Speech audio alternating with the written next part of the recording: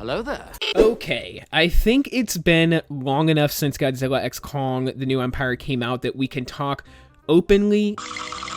Time's up, SpongeBob. And honestly about this movie, guys. That's what we are going to do in this video, and I'm going to just present the reality of how I feel about this movie. I know many other people may be feeling the same way. This sentiment seems to be growing in the Monsterverse community, but in this video, we're going to discuss why Godzilla x Kong actually almost ruined the Monsterverse for me. Man, what the fuck is you talking about? What the fuck was that? I'm sorry, I wasn't thinking of As a whole. So we're getting into it in this video. If you guys enjoy my Monsterverse content, then check out my channel and let's do it. The Atomic Fair. Alright, so I may be being a little dramatic. I wouldn't say that this would have completely ruined the Monsterverse for me. I don't think they could just do that in one film, but if they released 5 films that were just like Godzilla x Kong: The New Empire, I'm not sure how I would feel. Now, my problems with Godzilla x Kong: The New Empire result from 2 big things. One is the drastic change in the tone from previous Monsterverse movies. Even, I would say, honestly, from Godzilla vs. Kong, this tone is even a downgrade from that. Now, a lot of people, and I was saying this as well, compared it to the Showa era movies with the more silly tone that they took with Godzilla x Kong, which I think is actually fine. But I do think that it got to a point where, some of the ways that Godzilla moved, some of the ways that the fight scenes went down were just so dramatically different from the massive scale that we saw in, say, Godzilla 2014, where they made the monsters feel larger than life and made it feel like there was actually an impact during a lot of the fight scenes on the people around them. Whereas this movie here kind of felt like they were fighting on a gigantic, where this movie here kind of made it feel almost like inconsequential to the humans. You're watching them destroy buildings and destroy like an entire city, and you're just not really seeing much destruction from the human perspective, or, I don't know, much human loss, or however you want to put it. In Godzilla 2014, there were so many scenes where you saw the effect that this was having on the people around them, whereas in Godzilla x Kong: The New Empire, it almost is like some of the Showa era movies where they're just destroying buildings, and because they were fighting on essentially a giant model in the 60s or 70s, you didn't exactly see a whole lot of people suffering and dying. I don't really want to spend an entire Monsterverse fight scene just watching people die, but I do think there should be a sense of scale like we saw in Godzilla -1, which is at this point is like the perfect Godzilla film if we're talking like a solo Godzilla movie. Now, my other big problem with Godzilla x Kong: The New Empire consists of the lore. I just can't get over how different the lore now is from what it was before, where they're trying to move away from the fact that Godzilla is supposedly a species. Now, they're not directly saying that, but they are now just making it seem like Godzilla fought this Monsterverse Titan war by himself, and we know for a fucking fact that that is not the case. Hey! You're talking to my guy all wrong. It's the wrong tone. Do it again, I'll stab you in the face with a soldering iron.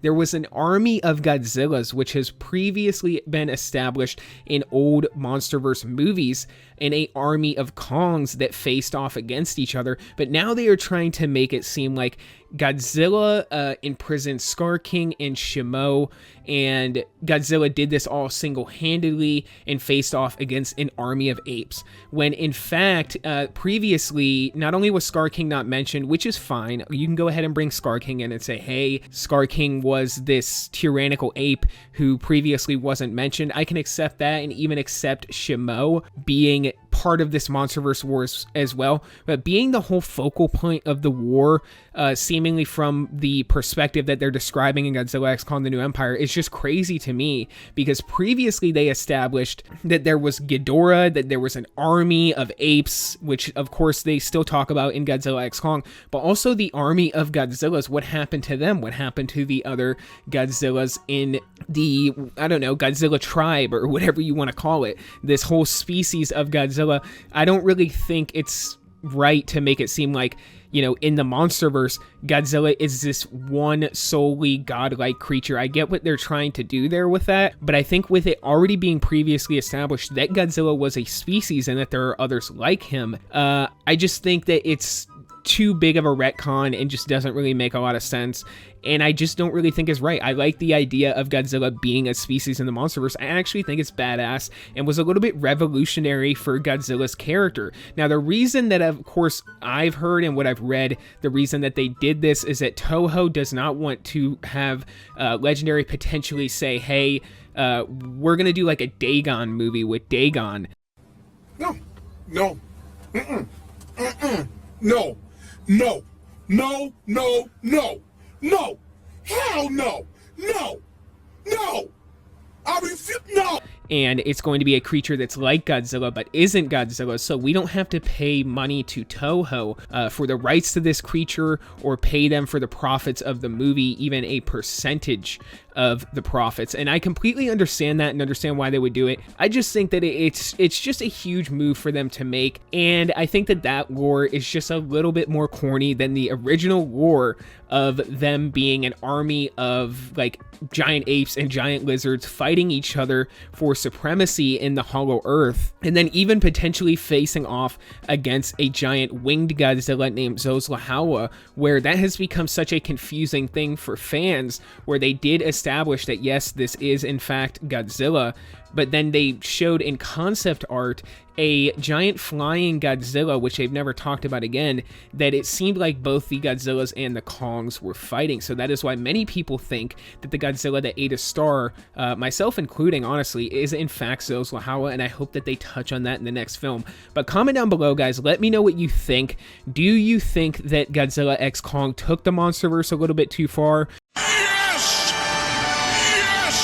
with some of the ways that they depicted Godzilla and Kong, or do you think that it was just fine and perfect for the Monsterverse and is actually probably the best Monsterverse movie? It is, in fact, probably the most successful Monsterverse movie financially, but I'm not sure that it kind of holds a candle to like Godzilla King of the Monsters, which is my personal favorite Monsterverse movie and probably my favorite Godzilla movie of all time. It would probably be both -1 and Godzilla King of the Monsters, and then you would have older movies like Godzilla vs. Destroya, Godzilla vs. Biollante, Godzilla vs. Space Godzilla. The entire Heisei era of Godzilla movies were just absolutely incredible from start to finish. The entire story arc for Godzilla was perfect, and I hope that they can bring something like that to the Monsterverse and give Godzilla a deep emotional story arc with an actual impactful event that actually affects his character, and even maybe bring in Godzilla Jr. So comment down below, let me know what you guys think, and this is why I think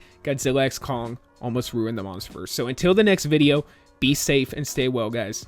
Bye-bye.